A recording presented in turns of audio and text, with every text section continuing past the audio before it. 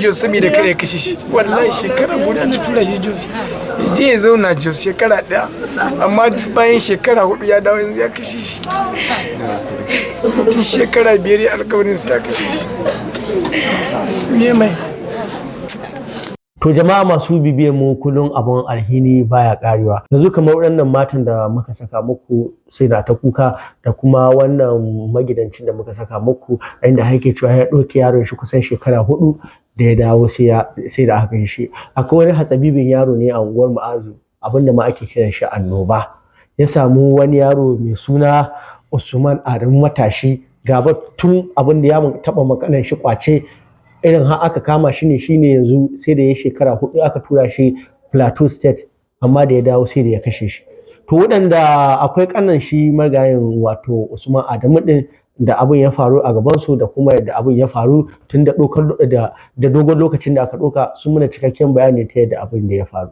Jiya ne da ranar misalin wajajen karfe 3 da hakan muna tafiya da ni da wanda bawan Allah nan da ya rasu da kanina mu uku muna tare muna tafiya sai muka haɗu da shi wannan yaron da ya aika aikan nan ana ce mai annoba. Mun haɗu da shi ya karyo kwana yana ganin mu sai ya zagaye adda da ya zaga adda to already dama mun san yana neman kaninmu akan sai ya illata shi sannan shi kuma wannan bawan Allah da yama abun nan dama shi ma ya yi furucin akan cewa sai ya yi ajalin shi. So da muka ga ya zaga wannan addan nan muka rasa yadda za mu yi tukuna sai muka samu muka tunkare shi muna tunkaran shi muka samu muka yi kokari muka kwace addan da ke hannun shi.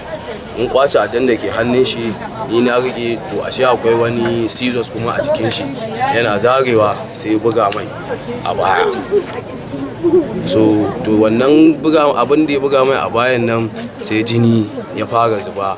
So mutane ma da ke wajen hakan nan suka ga yanayin jini ana jini tukunna aka dauke shi aka kai shi asibiti. Shi kuma mun yi kokari mu samu mu kawo shi mu kai shi police station. So wasu mutane dai suka zo dai aka samu dai aka dan kwace shi a hannunmu ana kwacen shi a hannunmu ya shige gida ya gudu. So tun daga nan ne ba mu ƙara ganin shi ba amma kuma muna so a kawo mana dauki saboda bawan Allah nan ba wai mu kadai ba ya fita na anguwan nan. Inda za ka je za a ce gwamnati hukuma za ta zo ta bibi yan anguwan ta tambaya halayyansa za a ji. Yaron da ya zo ya same ni ya saman titi za su kwace shi ne shekaran jiya shi yaron da ya kisan wane kenan shi Alhaji Annoba. Na fita da asusubaran je aiki kawai sai na ji an kira nan ce kai sai na juya sai na ga wancan ban san shi ba.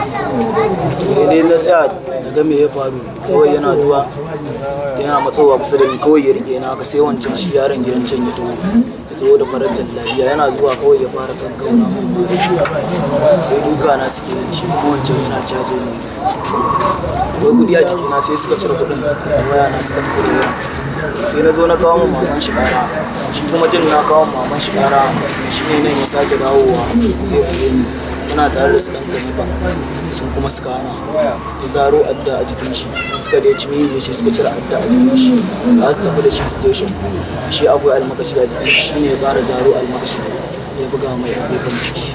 Amma kai me ma ni ni a matsayin kwace suka mun. Me suka kwace ma?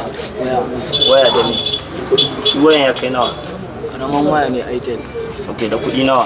35. To shi ma wato mahaifin shi Malam Adamu wato shi Usman din mun zanta da shi ya muna bayani tire yadda abun yake da kuma yadda suke ji. Mun samu labarin wani makocinmu da ya alkawarin zai kashe shekara 5 da suka wuce ya samu nasara a kan shi ya daba masa almakashi. Shi wane ne wannan makoci nan? Sunan da iyayensa suka naɗa masa sunansa Ibrahim amma ya maida ma kai sunan shi Annoba. Annoba.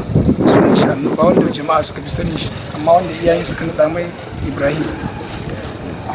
To me ya maɗanka? Ya cika mai almakashi a bayansa. Ya mutu ne? Allah ya ɗauki rayuwar shi. Da ja ko ni kira da kike shi da hukumomi da kuma gwamnati. To, ina kira ga hukuma, irin waɗannan abubuwan da suke faruwa akwai sakaci na hukuma, kuma akwai goyon bayan iyaye. So, idan da akwai wani abu da hukuma za ta yi, ya kamata daga wannan karin a gyara. Jama'a masu bibiyar mu kullum maganar da muke, matasa ku ne ƙashin bayan al'umma. Idan kun gyaru, al'umma ta gyaru. Kuma iyaye kullum abin da ke magana akai, yaro tun yana taso ya kamata a koya mai sana'a. Yanzu irin wannan abun a kisa da menene ina yake da daɗi. Allah ya raba mu da mugun ji da mugun gani. Muna godiya ta yadda kuke bibiyar mu.